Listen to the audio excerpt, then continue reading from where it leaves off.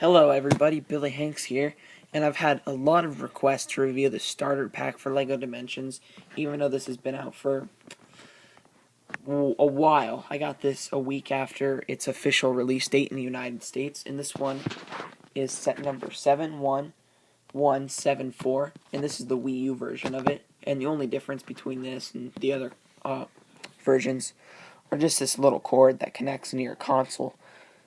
See, it says LEGO. So this is the Wii U version, but all this is exactly the same, and it does retail for $100, 269 pieces. I think I mentioned that. I'm not sure though. So yeah. So you get 3 minifigures. You get Batman, Gandalf, Wildstyle. You get the Batmobile, and you get the Gateway, as people call it, and the Keystones. And this is Expo. He can be built out of the little thingy that was over here.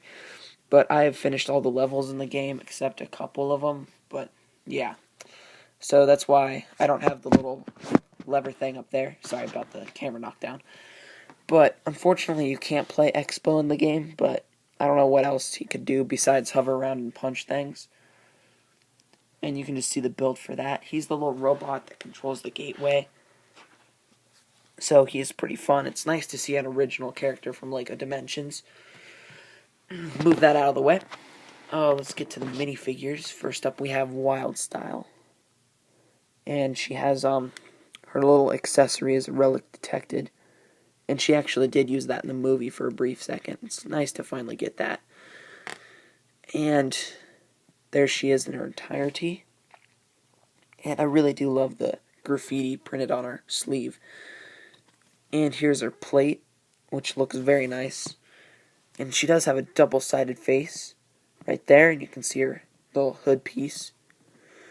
But pretty straightforward minifigure, you know, just Wildstyle. We've gotten her before in many other sets. So I'll move that out of the way. Next off we have Gandalf the Grey. And here's his little plate. Oop, dropped it. There's his little plate. And I'm not a huge Middle-earth fan, so I don't know what that's supposed to mean, that symbol. I've seen all the movies, but I don't really remember them as well as I did. So here's Gandalf the Grey, as I was saying. Here's his pole piece that he carries around in all the movies and whatnot. Here's his wizard hat. Pretty nice mold, but that's fairly common. There he is without it. And I'll take off his head, kind of dissect this minifigure. There's his face. You know, regular Gandalf face. Here's his beard. His cape, you know, comes off. There's his torso. There's the back. So that's Gandalf. Next up we have the Dark Knight. Oh, Batman! And, you know, this is a fairly common version of Batman, I'm pretty sure. I don't know, I've kind of lost track because there's so many Batmans now that it's hard to keep track of all the tiny differences. I'd have to watch a video or something. There's his little plate. Very nice. And Batman is one of my favorite characters, just period. I use him a lot, but I don't really use Wildstyle or Gandalf a lot in the game because there's just so many good characters, but Batman's pretty awesome. There's his face. There's the back. And he uses the 2012 cal, not the 2015, or of course not the 2006. There's his back printing. And he also uses that paper cape that has been around for years. He doesn't use the modern, like, soft cape. And there's his front printing, his torso printing. Very nice torso. So moving on to the Batmobile. This is its first upgraded form. I did upgrade this vehicle all the way in the game, but I never really build them out because I do like the original buildings the best. And I don't really see any point to rebuild, like, physically. But the designer did a very good job of making the Batmobile, like, very recognizable in the little piece count he or she. And it actually does move around if you take it off the plate. And it's a very nice vehicle in the game. So, yeah, you got 2 batarangs up there. Batarangs. There's the back ridiculous engine. There's the cockpit. So, here we have the gateway, and we got the 5 keystones. I don't remember their names or anything, but they're basically just shields with printings on them. And they do each have unique powers in the game that you could use. I'm not a big fan of Keystone obstacles because it does take a minute to get through all that.